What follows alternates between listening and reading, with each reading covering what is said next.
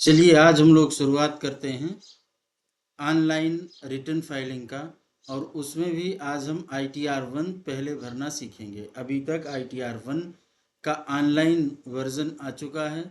30 मई को इसका offline utility आई थी, एक्सेल यूटिलिटी थी, उसको हम भर के और अपलोड करते, लेकिन अब सरकार ने ऑनलाइन यूटिलिटी भी जारी कर दिया है। अब ऑनलाइन फॉर्म भी हम भर सकते हैं, मतलब अब हम शुरू कर सकते हैं। तो सबसे पहले इसमें करना क्या होता है, हमको इनकम टैक्स के पोर्टल पर जाना होगा। अब देखिए इसमें हमने IN लिखा तो लिख करके आ गया, पहले से इसमें था। तो आप लिखेंगे incometax.gov.in। ये जब लिखेंगे, लिखने के बाद आप एंटर कर देंगे तो आप उस एड्रेस पर पहुंच जाएंगे, कहाँ पर, जो आपका इनकम टैक्स का पोर्टल है। अब यहाँ आएंगे और आप लॉगिन करेंगे, लॉगिन बटन को पुश करेंगे। इसके बाद में क्या देखेंगे, आपको पैन भरने का ऑप्शन देता है, पैन। तो आप यहाँ पर अपना पैन फिल करेंगे। अब हमने पैन फिल कर लिया है, कंटिन्यू करेंगे। इसके बाद जाएंगे, इस पे पासवर्ड डालेंगे, फिर हम इसको आगे कंटिन्यू करेंगे। यहाँ पर हम आएंगे, देखेंगे ई फाइल सेक्शन है, अथोराइज सेक्शन सर्विसेज का है, AIS का है। तो सबसे पहले हम आएंगे ई फाइल पर। ई फाइल में जाएंगे, अपना हम व्यू करेंगे फॉर्म 26AS। यहाँ से ये देख लेंगे कि हमारा कोई TDS TCS जो भी कटा जमा हुआ है उसको हम यहाँ पर देख लेंगे। फिर यहाँ जाएंगे, सेलेक्ट करेंगे अपना असेसमेंट ईयर 25-26 और ये HTML सेलेक्ट करेंगे। यहाँ से हम व्यू करके डाउनलोड कर सकते हैं और यहाँ से एक्सपोर्ट कर सकते हैं। यहाँ पर डिटेल आ जाएगी, जो भी इनकम यहाँ पर 26AS में चढ़ी हुई होगी। TCS या TDS जो कटा होगा, अभी फॉर्म पूरा नहीं है, पूरी डिटेल इसमें आई नहीं है। तो अगर नहीं आई है तो आप अभी इंतज़ार कर लीजिएगा, क्योंकि कुछ जगहों पर अभी 31 मई को जमा हुई है तो वहाँ की डिटेल संभवतः पूरी फिल नहीं हुई है। अब AIS पर जा कर के आप अपनी डिटेल को चेक करेंगे। AIS पर क्या क्या चीज़ें हैं, क्या दी गई, यहाँ से आकर के आप इसको ओपन करेंगे और देखेंगे कि क्या क्या इसमें दिया गया है। आगे बढ़ेंगे, फिर हम आ जाएंगे इसी पर और सेलेक्ट करेंगे कौन सा ईयर हमें भरना है। तो करंट ईयर पर आएंगे, ऑनलाइन करेंगे। ऑनलाइन के बाद फिर आगे हम इसको कंटिन्यू कर देंगे। कंटिन्यू करेंगे तो यहाँ पर रिज्यूम फाइलिंग है, इसका मतलब पहले से कुछ भरा जा चुका है।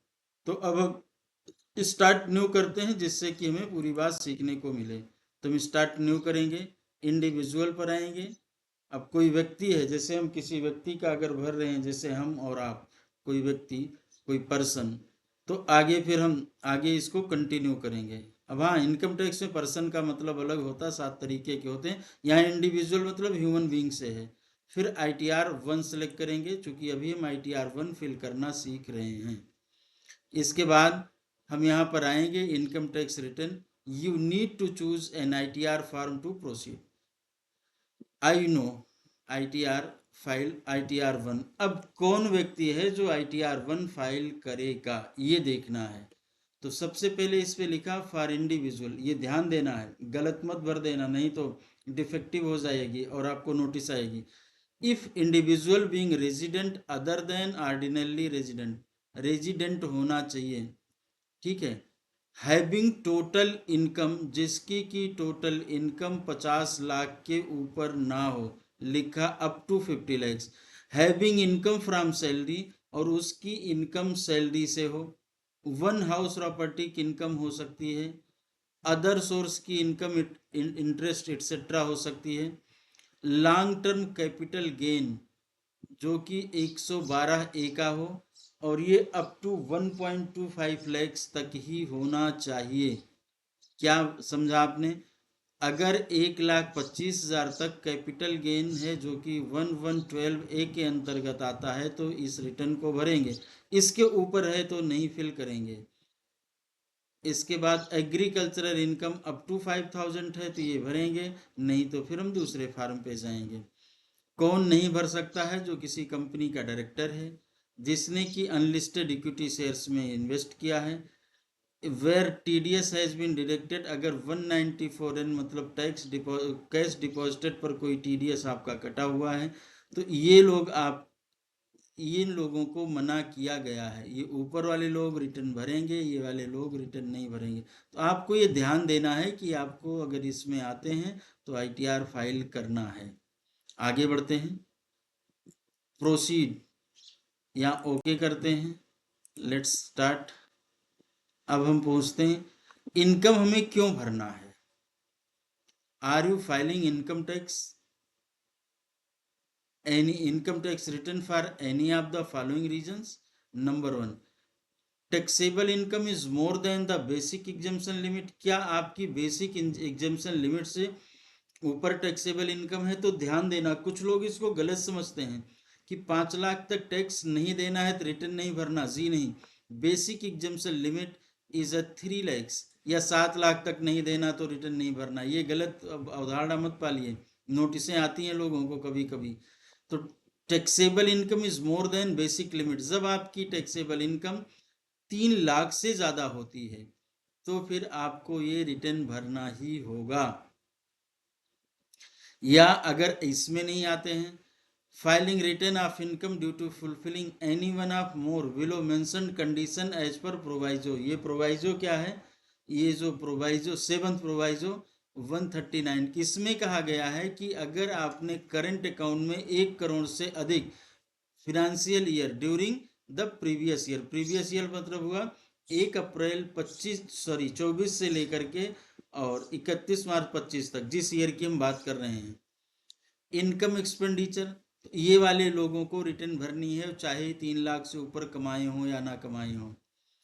Incurred expenditure of an amount aggregate amount 2 lakh, अगर उन्होंने 2 लाख से अधिक खर्च किया हो किस पर? फॉरेन ट्रेवल पर, country of yourself or any other person. Foreign country for yourself, या तो अपने लिए या किसी दूसरे के लिए खर्च किया हो।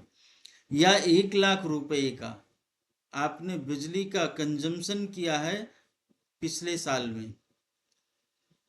Are you required to return any other condition, या जैसे आपका मान लीजिए TCS और TDS मिला करके 25,000 से अधिक कटा हुआ है तो भी आपको ITR फाइल करना होगा।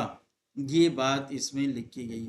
या अदर कोई कारण हो तो आपको ITR फाइल करना है। अब हम आगे क्या करते हैं, कंटिन्यू करते हैं। यहाँ ओके करेंगे। अब हम पर्सनल इंफॉर्मेशन पे चलते हैं। ऊपर सब नाम वाम दिया है। यहाँ पर आते हैं, नेचर ऑफ एम्प्लॉयमेंट देखते हैं क्या है। तो क्या आप सेंट्रल गवर्नमेंट एम्प्लॉई हैं तो वो सिलेक्ट करिए, स्टेट गवर्नमेंट है तो वो सिलेक्ट करिए, पब्लिक सेक्टर PSU के हैं तो वो सिलेक्ट करिए, CG पेंशनर हैं या SG पेंशनर हैं या PSU पेंशनर हैं या अदर पेंशनर हैं तो वो सिलेक्ट करिए, अन्यथा अदर करिए। या फैमिली पेंशन वगैरह, फैमिली पेंशन मतलब किसी विडो को या किसी फैमिली को जिसकी डेथ हो गई उसके किसी परिवार के सदस्य को मिलती है तो यहाँ पर आप सिलेक्ट कर लीजिए अदर्स। अब 139(1) ये आपका वैसे नॉर्मली अगर 31 जुलाई पार कर जाता तो नॉर्मल केस में आपका क्या कहते हैं 139(1) खत्म हो जाता और हम बिलेटेड रिटर्न में आ जाते। लेकिन इस बार टैक्स रिटर्न फाइल करने की डेट 15 सितंबर कर दी गई है तो ये 15 सितंबर तक यही दिखाई देगा। ये ऑटो सेलेक्टेड है। या आपको कोई नोटिस आई उसके रिस्पांस में भर रहे हैं तो अगर उसके रिस्पांस में भर रहे हैं तो देख लीजिएगा जिस सेक्शन नोटिस आई वो आप ऑप्ट करिएगा। आगे चलते हैं। बाय डिफॉल्ट आपका क्या ऑप्ट किया गया है कि आप जो है नई टैक्स रिजीम में हैं, ओल्ड में नहीं हैं। अगर आपको ऑप्ट आउट करना है तो यहाँ S करना पड़ेगा। तो आज हम लोग पहले न्यू रिजीम पर डिस्कस करते हैं। अगली क्लास में कल या परसों में हम लोग डिस्कस करेंगे नई क्या कहते हैं पुरानी स्कीम पे। ये हम लोगों इसको S नहीं करते, मतलब मैं एक्सरसाइज को ऑप्ट आउट नहीं करता हूँ। ये लिखा ना, do you wish to exercise option under section this of opting out new tax regime. क्या आप नई टैक्स रिजीम के बाहर जाना चाहते हैं? तो उसने पहले से कहा नो। अगर आप जाना चाहते हैं तो एस कर दीजिए, हमको नहीं जाना फिलहाल अभी। यहाँ आइए बैंक डिटेल देखिए। बैंक डिटेल आपका प्री वैलिडेटेड होना चाहिए और वो पैन आधार सबसे लिंक होना चाहिए, पैन से लिंक होना चाहिए आपका अकाउंट, तभी आपके खाते में पैसे रिफंड के जा पाएंगे। यहाँ कंफर्म कर दीजिए आप। फिर आप आगे चलिए, देखिए कंफर्म हो गया। अब आप टोटल इनकम फिल कर लीजिए। टोटल इनकम में मान लीजिए यहाँ पर आप एडिट करते हैं। अगर आपका फॉर्म 16 आ चुका है, बहुत लेट कि 30-31 मई का नहीं है तो इस पे चढ़ गया होगा, और अगर एकदम लास्ट में है तो अभी इंतज़ार कर लीजिएगा, यहाँ आ जाएगा। वैसे अगर आपका फॉर्म 16 है तो इंतज़ार करिए, नहीं तो यहाँ से एडिट करिए और आप अपनी रिटर्न भरना शुरू कर दीजिए। सैलरी एज पर सेक्शन 17(1), यहाँ आप भरिए सैलरी, मान लीजिए कि 12,15,000 है। वैल्यू ऑफ परक्यूजिट्स सपोज करिए 0 है, और प्रॉफिट इन लिeu ऑफ सैलरी भी 0 भर देते हैं। जो होगा वो आप फिल कर सकते हैं। Income from retirement benefit account notified in under section 19A, तो वो देखते हैं आगे क्या है। Do you want to more breakup, select country, united, नहीं तो ये नॉर्मली नहीं होता तो हम इसको हटा देते हैं। आगे बढ़ते हैं। अब इन्होंने देखिए डिडक्शन, जो स्टैंडर्ड डिडक्शन होता है ऑटोमेटिक 75,000 आ गया, क्योंकि हमने नई टैक्स स्कीम सेलेक्ट किया। अगर पुरानी किया होता तो यहाँ पर 50,000 आता। तो अब हम अपनी सैलरी की डिटेल क्या करेंगे, सेव कर देंगे। ठीक, हमने अपनी सैलरी की डिटेल सेव कर दिया है। अब आगे देखिए इनकम फ्रॉम हाउस प्रॉपर्टी। तो इनकम फ्रॉम हाउस प्रॉपर्टी में यहाँ आते हैं। अगर हमने सेल्फ ऑक्यूपाइड सेलेक्ट किया तो आपको सिर्फ एक ऑप्शन दिखा रहा, क्या कि क्या पहले आपका कोई किराया बकाया है। अगर हाँ और वो रियलाइज्ड हुआ, लिखा ना एरियर्स या अनरियलाइज रेंट, तो अगर एरियर्स या कोई अनरियलाइज रेंट है तो यहाँ पर आप फिल कर दीजिए। सपोज करिए कि आपको 50,000 मिला हुआ है, तो अब आप क्या करेंगे, 50,000 इंटू 30% करेंगे, वो माइनस कर देंगे 15,000, तो बचा कितना, 35,000 ही यहाँ पर लिखेंगे। लिखा है ना unrealise rent received during the year less 30%, ऐसा क्यों लिखा है, इसलिए इन्होंने लिखा है कि जो पीछे आपको स्टैंडर्ड डिडक्शन मिलना चाहिए था, स्टेटरी डिडक्शन, वो उस पर नहीं मिला होगा, तो ये 30% स्टेटरी डिडक्शन माइनस कर रहे हैं। सपोज करिए कि आपकी प्रॉपर्टी है लेकिन लेट आउट है, तो जब आपकी लेट आउट होगी तो आप लेट आउट का कॉलम भरिएगा। इसको हम डिलीट कर दे रहे हैं, ऐसा कुछ है नहीं। तो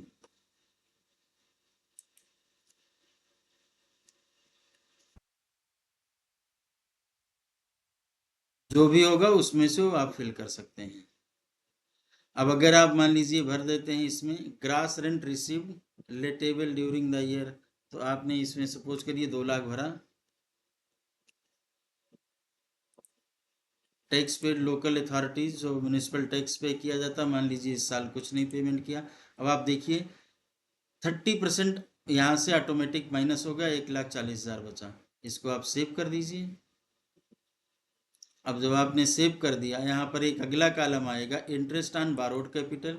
interest on borrowed capital suppose करिए कुछ नहीं है, और अगर है तो आप यहाँ पर आएंगे, क्या करेंगे, लोन टेकन फ्रॉम, कहाँ से लिया, बैंक से या अदर जगहों से, बैंक या इंस्टीट्यूशन का नेम, लोन अकाउंट का नंबर, डेट जिस दिन लोन सैंक्शन हुआ है, total amount of loan, loan का टोटल अमाउंट क्या है, और दूसरा मतलब 10 लाख लिया था शुरुआत में तो ये भरिए 10 लाख। मान लीजिए loan outstanding at last of the financial year, मतलब last of the financial year आपका क्या था, 31 मार्च 2025, उस दिन मान लीजिए 7 लाख बचा तो वो लिखिए।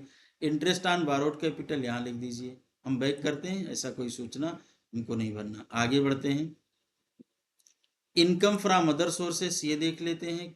मान लीजिए इंटरेस्ट फ्रॉम डिपॉजिट या interest from income tax refund, जहाँ से भी आपको जो इनकम मिली है, और अगर ज़रूरत है तो यहाँ पर आप आइए, और दूसरी भी इनकम अगर कोई अदर इनकम है तो उसको भी आप फिल कर सकते हैं।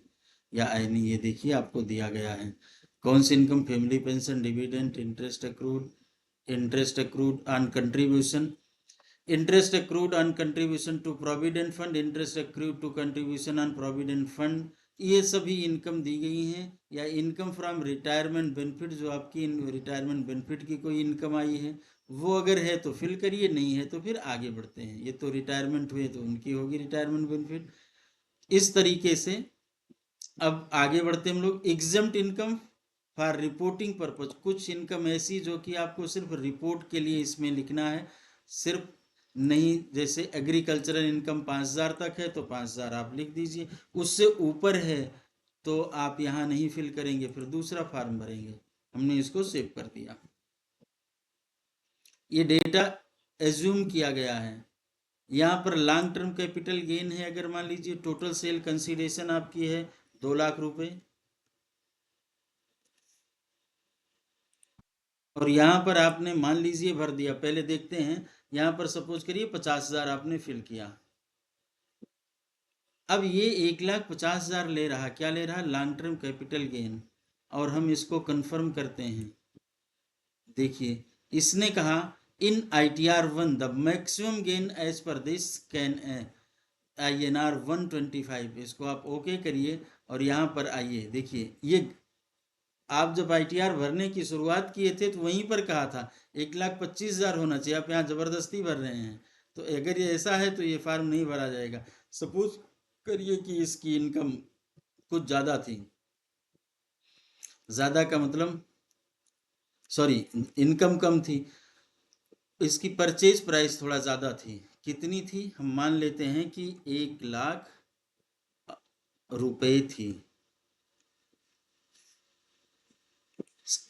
अब आप देखिए लॉन्ग टर्म कैपिटल गेन कितना रहा? 1,00,000 रुपए। और आप कब तक ये ITR भर सकते हैं? अगर ये आपका 112A में इनकम 1,25,000 तक है तो। अब यहाँ से कंफर्म करेंगे तो कंफर्म हो जाएगा, कोई दिक्कत नहीं आएगी। टोटल डिडक्शंस यहाँ पर आते हैं, तो यहाँ पर डिडक्शन जो है आपका कौन सा मिलता है? 80CC D2, section 80CC D sub section 2 ही आपको मिलेगा और कुछ नहीं मिलना। देखिए एडिट में सब में ये डिसेबल फॉर्म में है तो यहाँ आप एडिट कर सकते हैं। अगर आपके एम्प्लॉयर ने आपके पेंशन स्कीम में कुछ कंट्रीब्यूशन किया है तो वो यहाँ पर फुलफिल किया जाएगा, जो कि गवर्नमेंट सेंट्रल और स्टेट गवर्नमेंट के एम्प्लॉइयों के लिए 14%, अदर केस में 10% होती है सैलरी का। तो अब आप इसको कंफर्म करिए। अब टैक्स पेड पर चलेंगे आप। टैक्स पेड में आप ये देखेंगे कि क्या आपके एम्प्लॉयर ने जो आपका टैक्स काटा है वो जमा कर दिया है पूरा। तो अभी डिटेल नहीं अगर आ रही तो आप इसको फिल कर सकते हैं, और अगर आ रही है तो आप इसको फिल नहीं करेंगे तो फिर तो ऑटोमेटिकली आ गया है। आगे आते हैं यहाँ पर शेड्यूल दूसरे पर चलते हैं। 16A issued by the deductor, यहाँ एम्प्लॉयर शब्द नहीं है, डिडक्टर है, क्योंकि आप वहाँ पर एम्प्लॉय नहीं थे। तो यहाँ पर भी आप 10 नेम ऑफ डिडक्टर यहाँ पर फिर सेलेक्ट करेंगे किस सेक्शन के अंतर्गत वो टैक्स काटा गया है, ग्रास रिसीट क्या है उसकी, ईयर ऑफ टैक्स डिडक्शन क्या है, जो टैक्स का डिडक्शन की ईयर मान लीजिए 24-25 हम उसी का फिल कर रहे हैं। टैक्स डिडक्टेड कितना TDS आपका कटा हुआ है, और TDS credited claimed under this column, और कितना आप यहाँ से क्रेडिट कर लेंगे। ये चीज़ें आपकी यहाँ फिल करनी है। अब यहाँ पर आते हैं TDS 3 फॉर्म 16C 27, ये सभी चीज़ें जो भी आपको डिटेल है वो आप फिल करेंगे। जो आपकी TDS है TCS है वहाँ पर टैक्स की सारी डिटेल आप फिल करेंगे। अब यहाँ पर TCS है सपोज करिए तो TCS फिल कर देंगे, या इस तरीके से आप इस डेटा को फिल कर देंगे और आप आगे बढ़ जाएंगे। अब यहाँ पर आप देखिए टैक्स पेड कंफर्म हो गया। वेरीफाई और टैक्स डिटेल, अब आप यहाँ पर आइए और टैक्स डिटेल भरिए। टैक्स डिटेल को आप चेक करिए, भरिए नहीं, गलत बोला। यहाँ पर आपका 96,056 रुपये का टैक्स आया। सेस जो आया है 4%, health and education cess 3842। Total tax and cess आपका 99,898 आया है। अब ये आपका 99,898 रहेगा। इसके बाद शो कंप्यूटेशन, ये आप देखिए कि आपको कुछ इंटरेस्ट एंड फीस लग रही है, ये क्या है? तो शो कंप्यूटेशन, ये आपका इंटरेस्ट अंडर सेक्शन 234B में लगा है 2371, और इसमें सी में लगा है 3991। तो ये क्या है? ये चीज होती है कि अगर आपका कुछ टीडीएस, आपकी इनकम, आपका जो प्रॉफिट है वो 10,000 रुपये का, गलत बोल रहा हूँ, अगर आपकी tax liability more than 10,000 rupees है, वो आपने जमा नहीं किया है, तो आपको यहाँ पर इंटरेस्ट देना पड़ता है। ये वही टैक्स की बात दिखा रहा, देखिए 79, मतलब ये आपका 99 था और कुछ टीडीएस कटा हुआ है, 99,898 था, इसमें से वो पोर्शन माइनस करने के बाद आपकी बैलेंस टैक्सेबल 79,031 आ रहा है। तो इसको इन्होंने कैलकुलेट किया है कितने से, ये देख लीजिएगा, 1% से, 1% से 3 महीने का। 3 महीना कौन सा हुआ? अप्रैल, मई और जून। 1 महीने का इंटरेस्ट इतना है तो 3 महीने का ये हो जाएगा।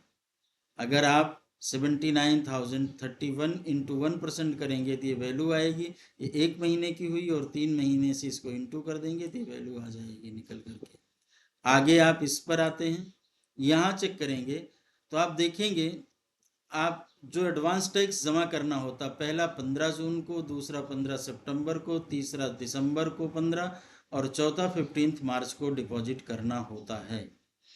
तो इसमें जो टोटल टैक्स लायबिलिटी है उसका 15% जून में लिया गया, और उस पर इंटरेस्ट लगाया गया है, देख लीजिएगा 3% के रेट से, दूसरे पर भी 3% रेट से, और तीसरे पर भी 3% के रेट से, और फिर जो आपका लास्ट में है ये देख लीजिए 7931, इस पर आपको 1% के रेट से टैक्स लगा हुआ, इंटरेस्ट लगा हुआ है। ये टोटल मिला करके आपका कौन सी वैल्यू बन रही? 3991, इतना आपको इंटरेस्ट लग गया। मतलब आप ये ध्यान रखिए, अगर अभी रिटर्न नहीं भी भरना चाहते हैं तो आप कम से कम, अगर टैक्स की लायबिलिटी ज़्यादा आने की उम्मीद है तो अभी जमा कर दें, बाद में भरते रहिएगा या अभी भर दीजिए, कोई बात नहीं, लेकिन इंटरेस्ट से आप बचे रहेंगे।